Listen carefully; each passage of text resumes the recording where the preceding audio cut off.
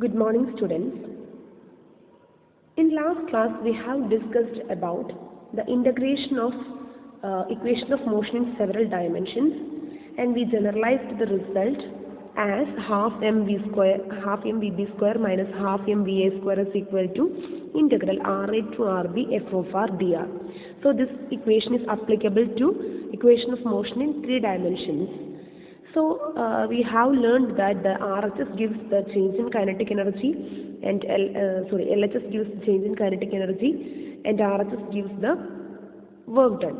So today we are going to interpret this equation as we have done in the one-dimensional case. So in the one-dimensional case, we have solved the equation of motion in one dimension, and we have interpreted it as work energy theorem in one dimension. So as the same case, in three dimensions, we have derived the solution of equation of motion in three dimensions, and we are going to interpret this equation as the work energy theorem. So in this equation, you can see that the quantity half mv square is called the kinetic energy. So we can say that LHS can be written as the change in kinetic energy from KB to Ka. So KB minus Ka is the change in kinetic energy. So that gives the LHS. And RHS, what is the RHS? RHS is the work done, because we know that work done is equal to force into displacement. So total work done by applying several forces is given by integral Ra to Rb f dot dr. So RHS gives the work done, WBA.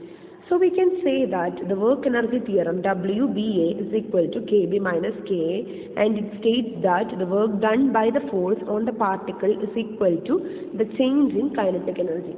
So the same statement we have obtained in the case of one dimension. So this is the generalization of result in all dimensions. So in several dimensions we can get the same statement of work energy theorem as work done by the force on the particle is equal to the change in kinetic energy. Next, we are going to relook this equation of work energy theorem. So here WBA is the work done on the particle by the total force F, right? So WB is the work done on the particle. So work done is given by, we know that W is equal to, here the WB is the work done on the particle by the total force F. That is very important. So what do you mean by total force? We know that on a particle there may be acting several forces. So we have to take into account of all the forces acting on the particle. അതായത് ഒരു പാർട്ടിക്കിളിന് act ചെയ്യുന്ന എല്ലാ ഫോഴ്സുകളുടെയും സമ്മാണ് ഈ ഇവിടെ നമ്മൾ എടുക്കുന്ന total force. So ഓരോ കേസിലും അല്ലെങ്കിൽ ഓരോ ഫോഴ്സിൻ്റെയും കോൺട്രിബ്യൂഷൻ എന്താണ്, ഓരോ ഫോഴ്സും കറസ്പോണ്ടിങ് ആയിട്ട് വർക്ക് ഡൺ കോൺട്രിബ്യൂട്ട് ചെയ്യുന്നുണ്ട്. അപ്പോൾ അതെന്താണെന്നാണ് നമ്മൾ ഈ ഒരു സെക്ഷനിൽ പറയാൻ പോകുന്നത്. So we can represent the total force F as the summation over I Fi, where Fi is the individual forces. Okay. So I represents the I can run from 1 to n. That means if n forces are acting on the particle, then each individual force is represented as Fi, and each work done can be represented as WIBA equal to integral RA to RB Fi dot dr.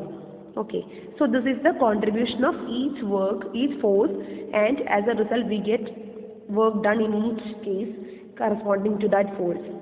Okay, so we can rewrite this expression as WBA equal to summation over I equal to 1 to n WIBA.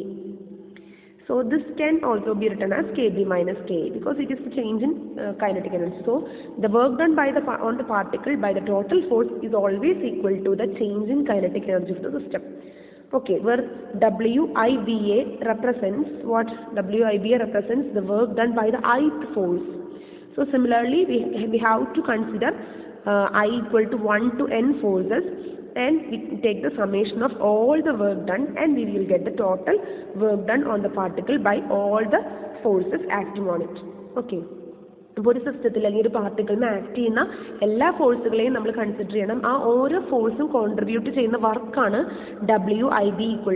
WIBA എന്ന് പറയുന്നത്. അങ്ങനെ ഓരോ individual വർക്കും കൂടെ some ചെയ്യുമ്പോഴാണ് നമുക്ക് total work done on the particle കിട്ടുന്നത്. ഈ ടോട്ടൽ വർക്ക് ഡൺ എന്തിന് ഈക്വൽ ആയിരിക്കും? ചേഞ്ച് ഇൻ കൈനറ്റിക് എനർജിക്ക് ഈക്വൽ ആയിരിക്കും. സോ അത്രയും പവർഫുൾ ആണ് ഈ തിയറം, വർക്ക് എനർജി തിയറം എന്ന് പറയുന്നത്. ഒരു സിസ്റ്റത്തിന് ആക്ട് ചെയ്യുന്ന ടോട്ടൽ ഫോഴ്സ് കൊണ്ടുള്ള ടോട്ടൽ വർക്ക് ഡൺ എന്ന് പറയുന്നത് ആ സിസ്റ്റത്തിന്റെ ചേഞ്ച് ഇൻ കൈനറ്റിക് എനർജിക്ക് ഈക്വൽ ആയിരിക്കും. സോ ഇത്രയും നേരം നമ്മൾ ഡിസ്കസ് ചെയ്തത് സിംഗിൾ പാർട്ടിക്കിളിന്റെ കേസാണ്. സോ നെക്സ്റ്റ് നമ്മളൊരു സിംഗിൾ പാർട്ടിക്കിൾ അല്ല, ഒരുപാട് പാർട്ടിക്കിൾസ് ഉള്ള ഒരു ബോഡി അല്ലെങ്കിൽ ഒരു എക്സ്റ്റെൻഡഡ് സിസ്റ്റത്തിനെയാണ് നമ്മൾ കൺസിഡർ ചെയ്യുന്നത്. മീൻസ് നമ്മളൊരു സോളിഡ് ബോഡി കൺസിഡർ ചെയ്യുന്നു. ആ സോളിഡ് ബോഡിയിൽ ഒരുപാട് പാർട്ടിക്കിൾസ് ഉണ്ട്. ഈ ഓൾ പാർട്ടിക്കിൾസിന്റെ മാസ് ഒരു പർട്ടിക്കുലർ പോയിന്റിൽ കോൺസെൻട്രേറ്റ് ചെയ്യും.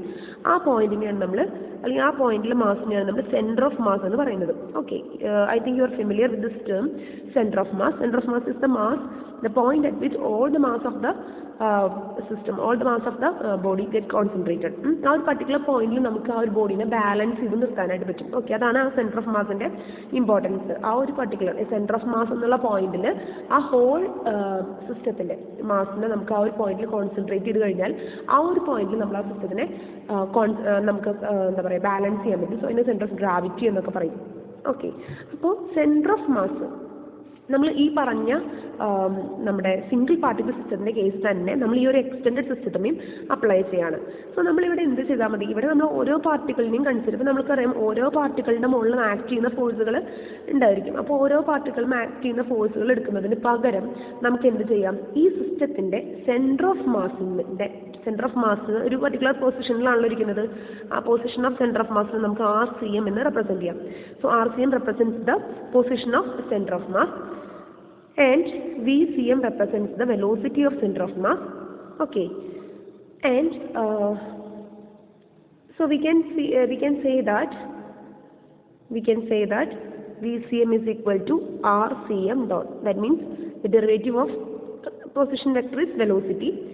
So നമുക്ക് നമ്മുടെ ഇക്വേഷൻ ഓഫ് മോഷൻ, ഈ ഒരു എക്സ്റ്റെൻഡഡ് സിസ്റ്റത്തിന്റെ ഇക്വേഷൻ ഓഫ് മോഷൻ നോക്കാം.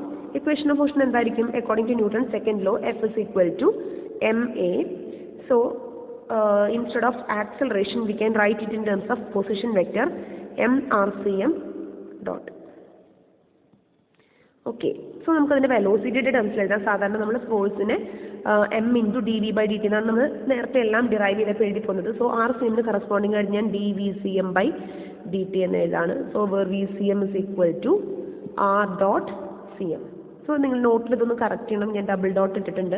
Actually VCM is equal to RCM dot. This is the velocity of center of mass. Now we can integrate this equation as in the previous case. നമ്മൾ single പാർട്ടിക്കിളിന് ചെയ്തതുപോലെ തന്നെ നമ്മൾ mdVCM/dt എന്നുള്ള ഇക്വേഷനെ from A to B നമ്മൾ integrate ചെയ്യാണ്. So integrate ചെയ്യുമ്പോൾ നമുക്ക് ഇക്വേഷൻ എന്ത് വരും? അവർ equation becomes final equation becomes integral. നമ്മൾ ഇൻ്റഗ്രേറ്റ് ചെയ്യേണ്ടത് നമ്മൾ സെൻറ്റർ ഓഫ് മാസിനെ വിത്ത് റെസ്പെക്ട് ടു നമ്മൾ ഇൻ്റഗ്രേറ്റ് ചെയ്യേണ്ടത്. So centre of mass at position A and center of mass at position B. അതാണ് lower and upper integrals. Then F dot drCM equal to half m VCM at the position B square minus half m VCM at the position A square. ഈ ഒരു equation എല്ലാവർക്കും മനസ്സിലായി കാണുമെന്ന് വിചാരിക്കുന്നു. ഇത് equation നമ്മൾ actually derivation steps ഒന്നും നമ്മൾ കാണിച്ചിട്ടില്ല. പക്ഷെ ഇവിടെ നമ്മൾ നേരത്തെ കണ്ട അതേ റിസൾട്ടിനോട് കമ്പയർ ചെയ്താണ് എഴുതിയിരിക്കുന്നത്.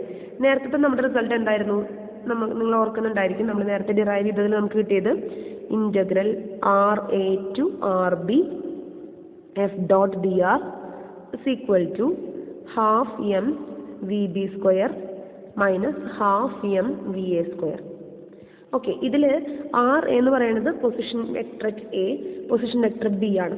ഓക്കെ, നമ്മൾ ഈ എക്സ്റ്റെൻഡഡ് സിസ്റ്റം എടുക്കുമ്പോൾ ഈ എക്സ്റ്റെൻഡഡ് സിസ്റ്റത്തിൻ്റെ സെൻറ്റർ ഓഫ് മാസ് ആണ് നമ്മൾ കൺസിഡർ ചെയ്യണമെന്ന് പറഞ്ഞു. കാരണം ആ ഒരു പോയിന്റിൽ സിസ്റ്റത്തിൻ്റെ ഇക്വേഷൻ ഓഫ് മോഷൻ സ്റ്റഡി ചെയ്താൽ ആ ഒരു ഹോൾ സിസ്റ്റത്തിൻ്റെ ഈ ഓരോ പാർട്ടിക്കിളിനെ സ്റ്റഡി ചെയ്യണതിന് ഇക്വലൻ്റ് ആണ് ഈ ഒരു സിസ്റ്റത്തിൻ്റെ സെൻറ്റർ ഓഫ് മാസ് എവിടെയാണോ ഇരിക്കുന്നത് ആ സെൻറ്റർ ഓഫ് മാസിൻ്റെ പൊസിഷൻ വെക്ടറും വെലോസിറ്റിയും വെച്ച് നമ്മൾ ഇക്വേഷൻ ഓഫ് മോഷൻ പറയുന്നത്. ഓക്കെ, അതുകൊണ്ടാണ് നമ്മൾ F equal to mr×cm dot എന്നുള്ള ഇക്വേഷൻ യൂസ് ചെയ്തത്. അപ്പോൾ ഇത് ഉപയോഗിക്കുമ്പോൾ നമ്മുടെ dr എന്നുള്ള കറസ്പോണ്ടിങ് ആയിട്ട് ഇവിടെ dr/cm എന്ന് വരും. r എന്നുള്ള പൊസിഷനിൽ കറസ്പോണ്ടിങ് ആയിട്ട് ഇവിടെ r/cm, അതായത് centre of mass position vector ആണ് ഇവിടെ വരിക. അതുപോലെ ഫൈനൽ പൊസിഷൻ എന്ന് പറയുന്നത് centre of mass position vector at point B. Okay, then half M, ഇവിടെ സ്മോൾ എം ഒരു സിംഗിൾ പാർട്ടികളുടെ മാസ് ആയിരുന്നെങ്കിൽ ഈ ഹോൾ സിസ്റ്റത്തിൻ്റെ മാസാണ് ക്യാപിറ്റൽ എം. അതുപോലെ വി ബി എന്ന് പറയുന്നത് velocity of particle position B ആണെങ്കിൽ കറസ്പോണ്ടിങ് ആയിട്ട് നമ്മളിവിടെ സെൻറ്റർ ഓഫ് മാസിൻ്റെ വെലോസിറ്റിയാണ് കൺസിഡർ ചെയ്യുന്നത്. So V C M at B whole square minus half M V C M at A whole square. So ഈ ഒരു ഇക്വേഷൻ കമ്പയർ ചെയ്തിട്ടാണ് നമ്മൾ ഈ ഒരു ഇക്വേഷൻ എഴുതിയിരിക്കുന്നത്. നമുക്ക് ഡിറൈവ് ചെയ്താലും സെയിം ഇക്വേഷൻ തന്നെ കിട്ടും. സോ ഇവിടെ നമുക്ക് DRCM എന്ന് പറയുന്നത് ആക്ച്വലി VCM dt ആണ്. That means DRCM represents the displacement of position of centre of mass in time dt. അതായത് dt എന്നുള്ള സമയത്തിൽ എത്രത്തോളം നമ്മുടെ സെൻറ്റർ ഓഫ് മാസ് ഡിസ്പ്ലേസ് ചെയ്തു, അതാണ് ഈ DRCM represent ചെയ്തത്. Okay, so this equation represents the work energy theorem for the translational motion of N extended system. So extended സിസ്റ്റത്തിൻ്റെ ട്രാൻസ്ലേഷണൽ മോഷൻ്റെ വർക്ക് എനർജി തിയറമാണ് നമ്മളിപ്പോൾ ഡിറൈവ് ചെയ്തത്. സോ നമുക്ക് മനസ്സിലാവുന്നത് ഒരു സിംഗിൾ പാർട്ടിക്കിളിനാണെങ്കിലും ഒരു കളക്ഷൻ ഓഫ് പാർട്ടിക്കിൾസിനാണെങ്കിലും നമുക്ക് എന്ത് അപ്ലൈ ചെയ്യാം, നമ്മുടെ വർക്ക് എനർജി തിയറം അപ്ലൈ ചെയ്യാം.